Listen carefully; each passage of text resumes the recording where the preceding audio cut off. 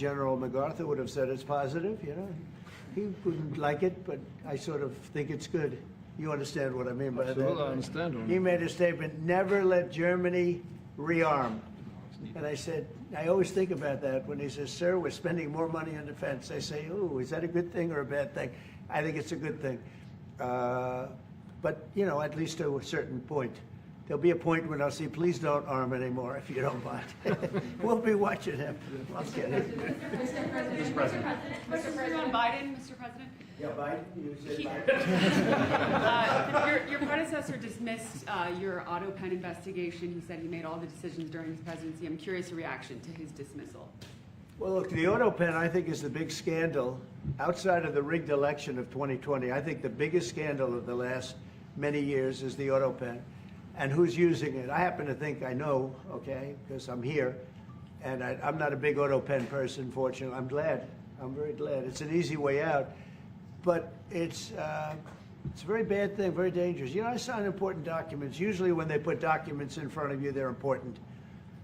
Even if you're signing ambassadorships, and I consider that important. I think it's inappropriate. You have somebody that's devoting 4 years of their life or more to being an ambassador. I think you really deserve, that person deserves to get a real signature, not an auto pen signature. And I can tell auto pen easily. I can look at it. Like two little pinholes from pulling the paper, right? You always see the pinholes. Yeah. It's real easy to tell about auto pen.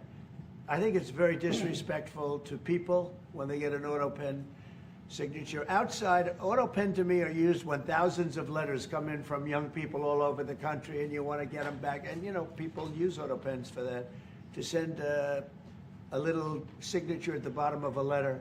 We have thousands of them. We get thousands of letters a week. And it's not possible to, you know, do. I'd like to do it myself, but you can't do it. To me, that's where auto pens start and stop. But I'm sure that he didn't know many of the things. Look, he was never for open borders. He was never for transgender for everybody. He was never for men playing in women's sports. I mean, he changed, I mean, all of these things that changed so radically. I don't think he had any idea that what was, frankly, I said it during the debate and I say it now, he didn't have much of an idea what was going on. Mr. President. You shouldn't be, I mean, essentially whoever used the auto pen was the president.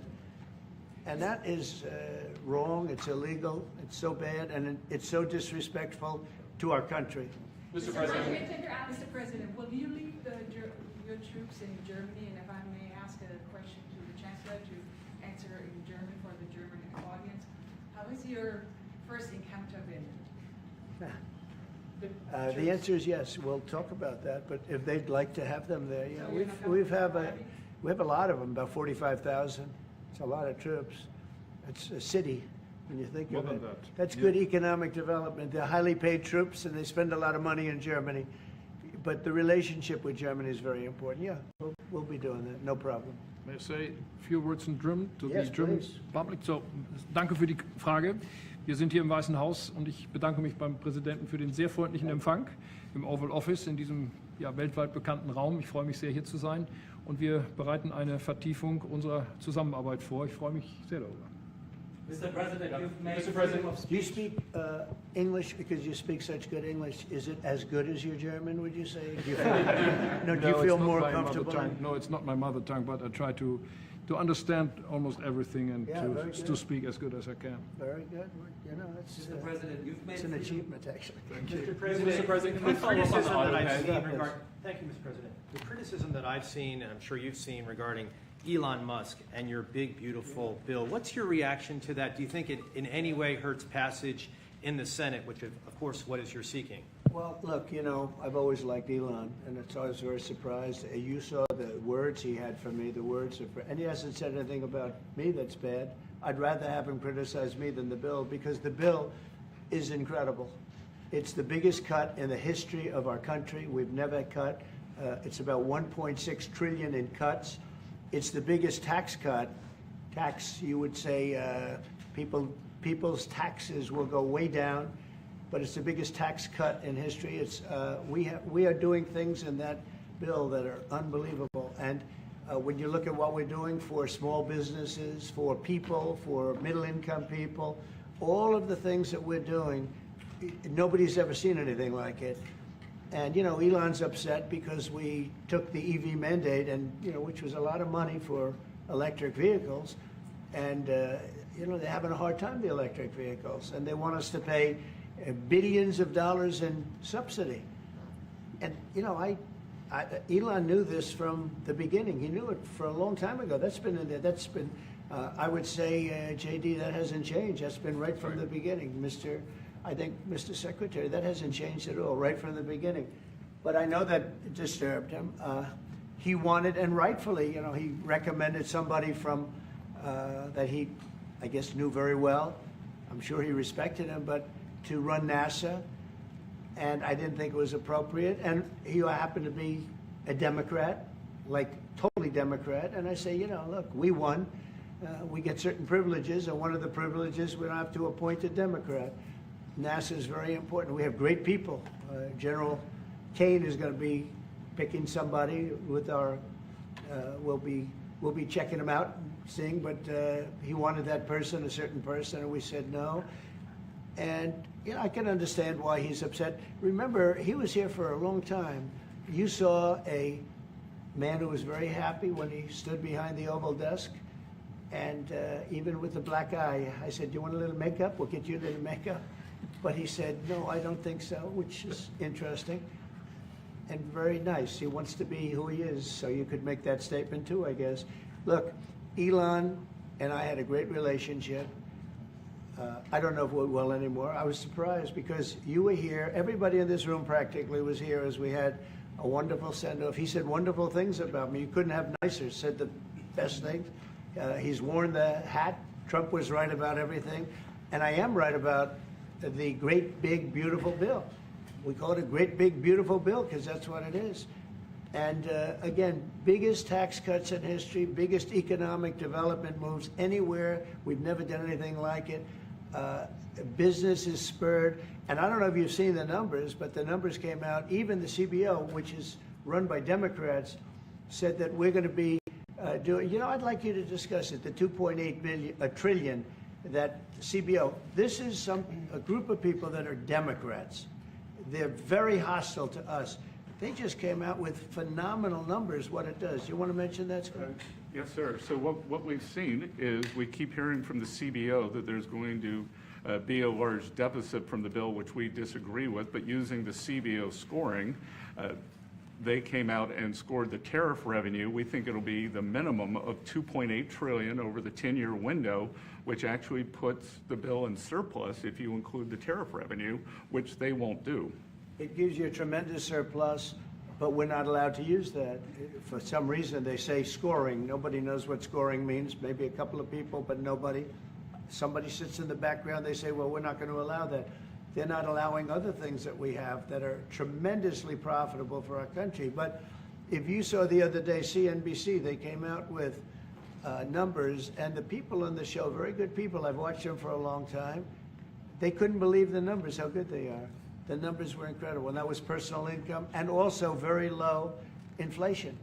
We have very low inflation. We're down to 2% now, and maybe even lower than that. And when I took it over, it was a mess. Remember, we had the worst inflation probably in the history of our country.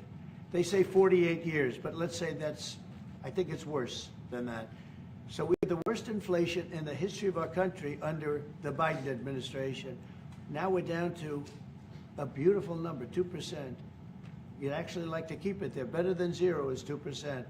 It's going down maybe to 1, and 1% is like perfect. That's perfect. You don't want to have zero for certain reasons that nobody is very interested to listen to. But we have almost perfect inflation. Grocery prices are down. Everything. Remember eggs? Eggs. We weren't going to buy another egg for the next 20 years. They were so expensive, right? Remember? You guys all hit me about eggs. Eggs have come down 400%. Everybody has eggs now. They're having eggs for breakfast again. But if you look at gasoline, very important. I think always the most important because it's the energy is the biggest factor. That's what happened. He screwed up our energy policy, and everything went up because energy went up. But now energy is way down, and they have states where you're at $1.98 a gallon for gasoline. So the costs have come way down. And one of the things I ran on was that. I ran on the border. We have the best border in the history of our country, 99.99%. It was last week, 3 people came in, 2 of them for medical reasons. We let them in because one of them had a heart attack. I think it was a nice thing to do, and one of them had something else.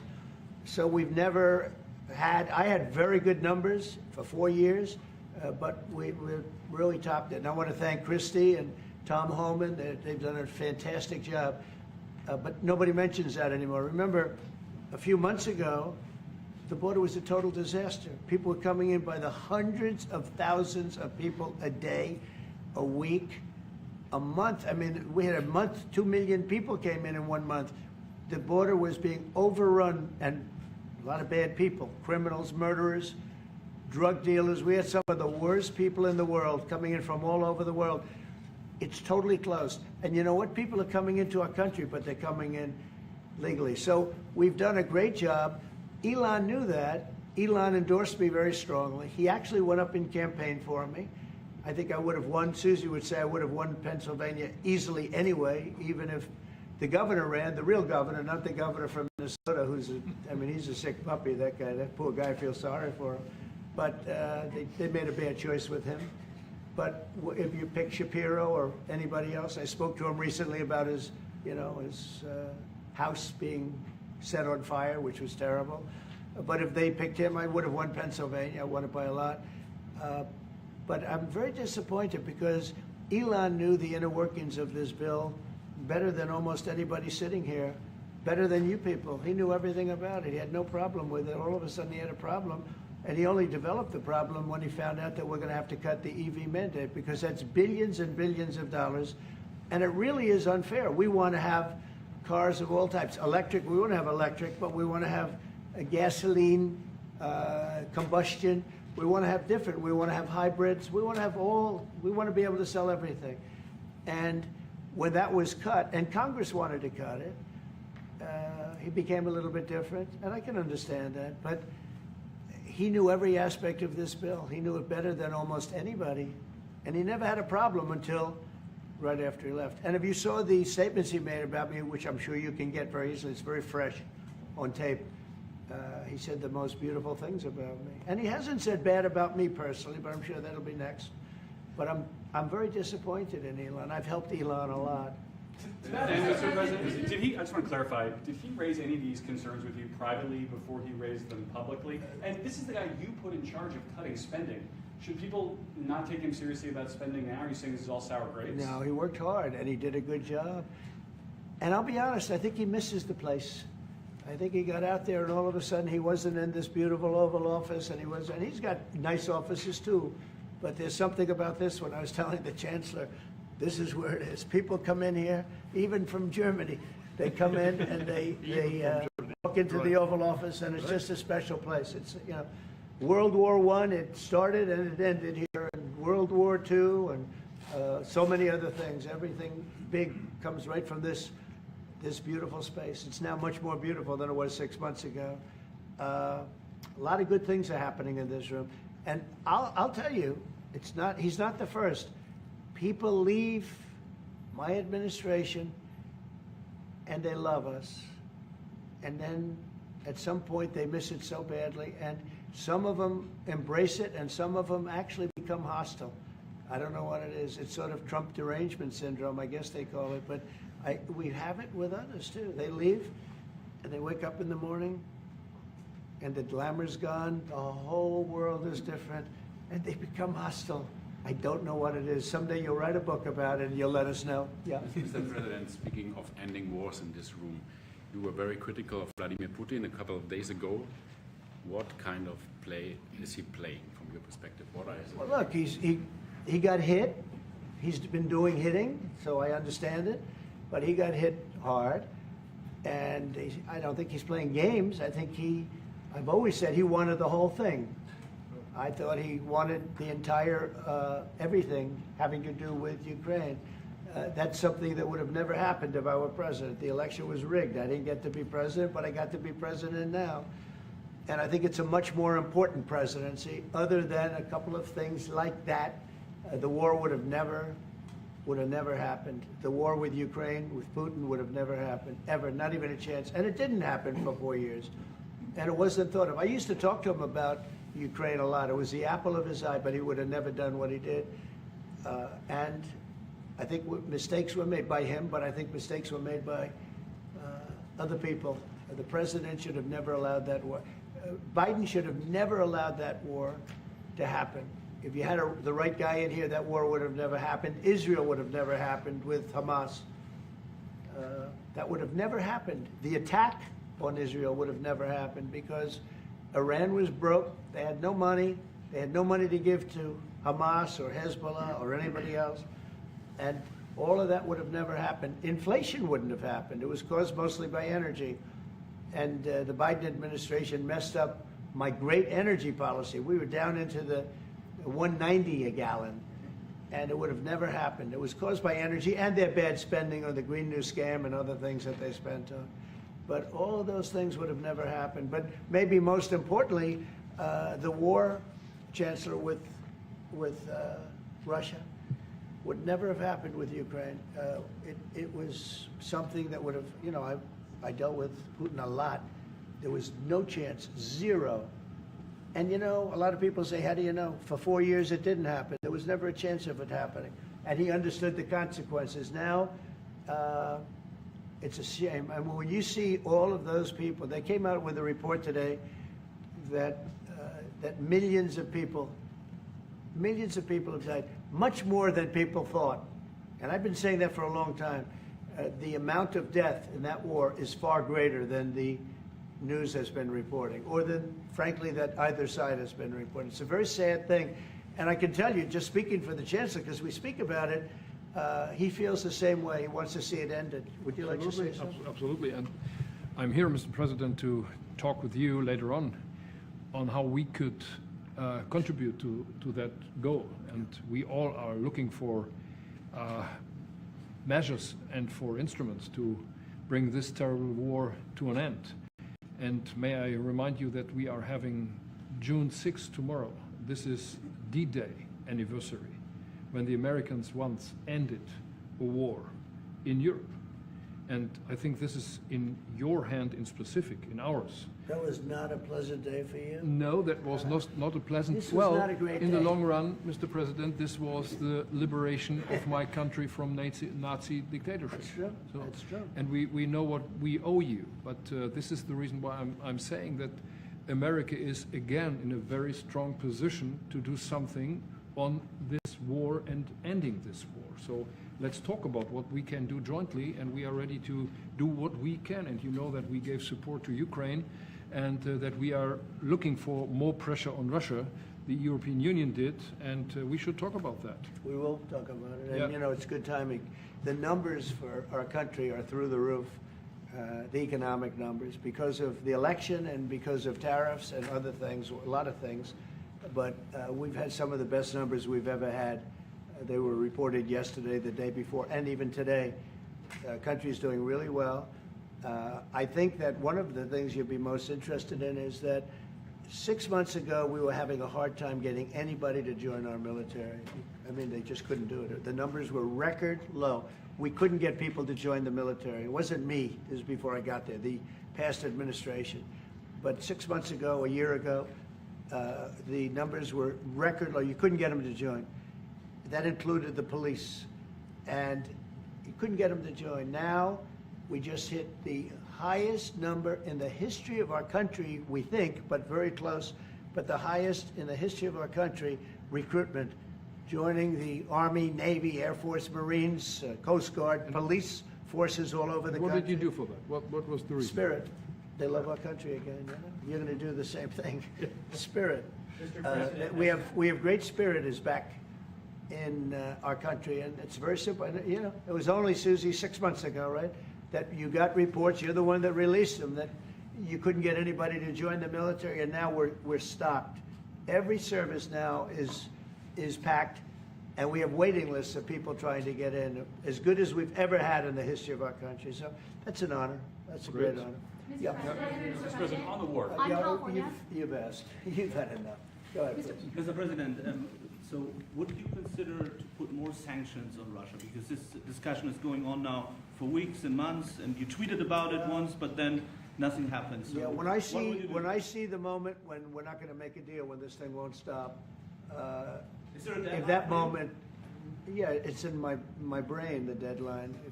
When I see the moment where it's not going to stop, and I'm sure you're going to do the same thing, will be very, very, very tough. And it could be on both countries, to be honest. You know, it takes two to tango. But we're going to be very tough.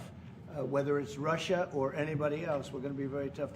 That's a bloodbath that's going on over there. And when I see the moment where I say, well, they're going to just keep fighting. You know, I gave the analogy yesterday when I spoke to President Putin. I had a 2-hour and 15-minute call with him. Sometimes, and this is me speaking maybe in a negative sense, but sometimes you see two young children fighting like crazy. They hate each other and they're fighting in a park. And you try and pull them apart. They don't want to be pulled. Sometimes you're better off letting them fight for a while and then pulling them apart. And I gave that analogy to Putin yesterday. I said, President, maybe you're going to have to keep fighting and suffering a lot because both sides are suffering before you pull them apart, before they're able to be pulled apart. But it's a pretty known analogy. You have two kids, they fight. Sometimes you let them fight for a little while. You see it in hockey. You see it in sports. The referees let them go for a couple of seconds, let them go for a little while before you pull them apart. And maybe, and I said it, and maybe that's a negative because we're saying go, but a lot of bad blood. There's some bad blood between the two. I have to deal with it, and the Chancellor has to deal with it. It's incredible. The level of, there's a great hatred between those two men, but between the warring parties. Great hatred. You say and believe apparently that there is no immediate peace. What? That there is no immediate peace. There will be no. Well, I can't. I'd love to have immediate if I could. But why If I could, but we don't have immediate. You know, it's like I'd love to have that. I'd like it to start. Right now, we would leave a room if we knew the war could end. We'd say, forget about you guys. Forget about trade, right? Yeah. We'd say, let's go settle it. There's some additional fighting that's going to go on. You know, he attacked, and they attacked pretty harshly. They went deep into Russia, and he actually told me. I mean, I made it very clear. He said we have no choice but to attack based on that, and it's probably not going to be pretty. I don't like it. I said, don't do it. You shouldn't do it. You should stop it. But again, there's a lot of hatred. And, you know, I'm very proud of the fact that with India and Pakistan, I was able to stop that. And those are nuclear powers. And that was getting close to being out of hand. And I spoke to some very talented people on both sides, very good people on both sides. And I said, you know, we're dealing with you on trade, Pakistan and India right now. I said, we're not going to deal with you on trade if you're going to go shooting each other and whipping out nuclear weapons that maybe even affect us. Because, you know, that nuclear dust blows across oceans very quickly. It affects us. And I said, if you're going to do that, we're not going to do any trade deals. And you know what? I got that war stopped. Now, I hope we don't go back and we find out that they started, but I don't think they will. They were both good. They were well represented. I want to congratulate both countries because, as you know, the leader of India, who's a great guy, was here a few weeks ago. We had some great talks. We're doing a trade deal. And Pakistan, likewise, they have very strong leadership. Some people won't like when I say that, but, you know, it is what it is. And they stopped that war. Now, am I going to get credit? I'll never get credit for anything. They don't give me credit for anything. But nobody else could have done it. I stopped it. I was very proud of that. I wish we could do the same thing with Ukraine and Russia. And at some point, it'll happen. I believe that. And if it doesn't happen, or if I see somebody's out of line, if Russia's out of line, you'll be amazed how tough. Remember this. They like to say that I'm friends with Russia. I'm not friends with anybody. I'm friends with you. I'm not friends with that. I want the right thing to happen for our country, for everybody, for humanity. but I'm the one that stopped the pipeline. It's called Nord Stream 2. Until I came along, nobody ever heard, not one person in this room ever heard of Nord Stream 2. You probably did, Yes, I because did. it went to Germany. He's the only one Knowing that that heard this it. was a mistake. But Yeah, I stopped right. it. I stopped it. Yeah, and you've said that openly. Yeah. It was a mistake because, and I used to go with Angela. I'd say, well, wait a minute. We're spending all this money to defend you against Russia, and then you're giving Russia billions of dollars a month. What kind of a deal is that? You know, which was, but you said it better than anybody else. I appreciate it. But I'm the one that stopped it. And that was the biggest economic development job, if you want to call it that, in the history, think of it, in the history of Russia. That was a massive, it's the biggest pipeline in the world. Going to go all over Europe, not only to Germany. You know, they were Germany, but then they were branching off all over to Europe. Nobody ever heard of, not one person of you heard of it. And I stopped it. It was dead. And then they say, I'm friends with Putin. I got along with him. He respected me, I respected him. It would have never happened. But I stopped Nord Stream 2. When Biden came in, almost the first week, he approved it. He let it be built. And then they say that I wasn't tough on Russia.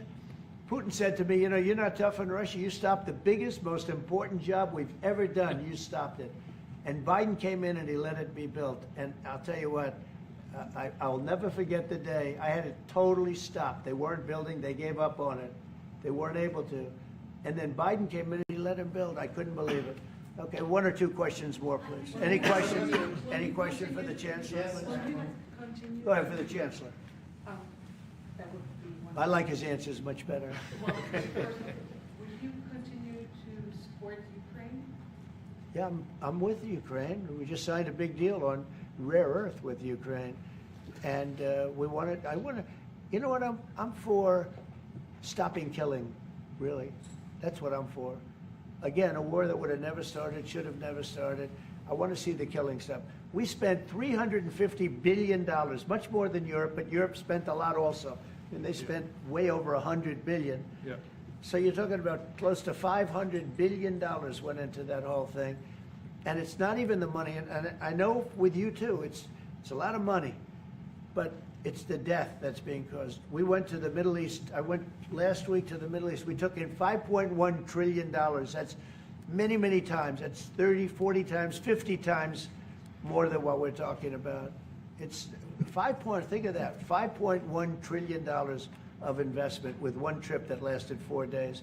So it's not the money. It's a little bit of money, but not the money, the big thing. The big thing is the death. The death of, and really the decimation. You've lost a whole culture. You know, Ukraine had the most beautiful turrets. They call them turrets, the little towers, beautiful towers, the most beautiful in the world. They're all now laying on their side, blown to smithereens. It'll never happen again.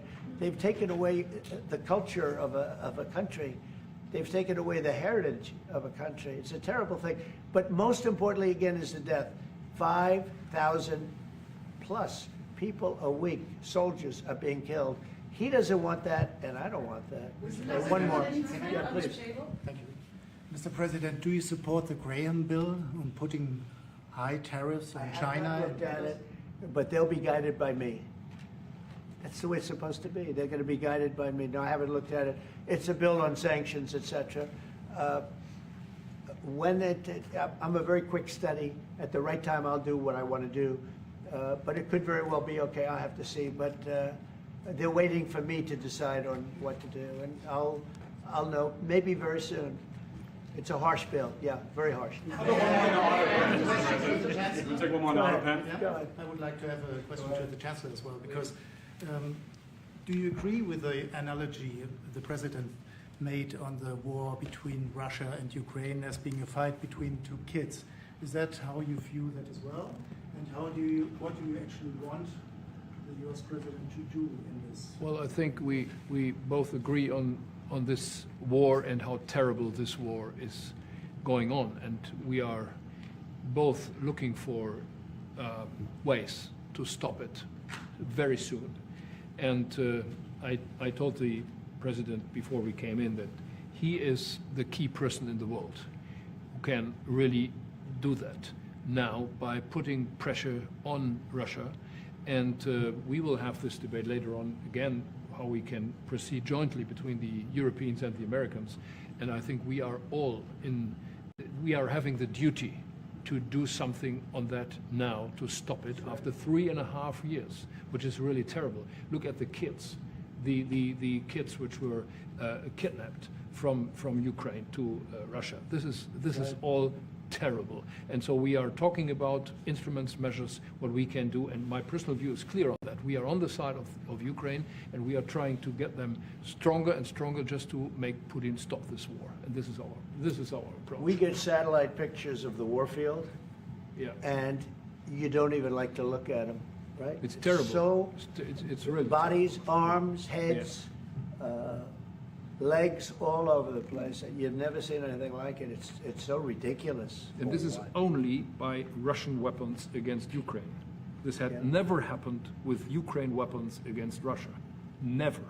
Ukraine is only targeting military targets, not civilians, not private, not energy infrastructure. So this is the difference, and that's the reason why we are trying to do more on Russia, how to stop this war. Well, in this case, I'm talking about the battlefield, you know, the soldiers on soldiers. But you could also say that, too, with the cities. Yep. You know, the cities are Yep. being hit also. So it's a terrible, terrible thing. All right. Somebody said autopen. Did I hear the word I autopen? was just curious. Because I think it's the biggest scandal maybe in the last 100 years in this country. So when I hear that word, I think it has to be discussed, because the fake news will try and, you know, hide it, and we can't do that. Well, that's But go what I'm ahead. asking. Have you uncovered any evidence that anything specific was signed without President Biden's knowledge or by other people in the administration acting illegally? Well, I don't think Biden would know whether or not he signed it. I I'm don't asking think if you've uncovered any of that information. No, but I've uncovered, you know, the human mind. I was in a debate with the human mind, and I didn't think he knew what the hell he was doing. So, you know, it's just one of those things, one of those problems. We can't ever allow that to happen to our country. The danger our country was in, and I know some of the people that worked with him, radical left, horrible people. And I could give you the name of some of the people that used the autopen, because I'm here, and I ask questions about people that were here also. There are a lot of people that were here when that happened, and they're here right now, and they'll answer your question very accurately. But I know some of the people that use that autopen, and those are not the people that had the same ideology as Joe Biden. These were radical left lunatics that used that, and they didn't get elected. He didn't get elected either, actually. Thank you very much, everybody. Thank you, guys. Thanks, guys. Thank you very much.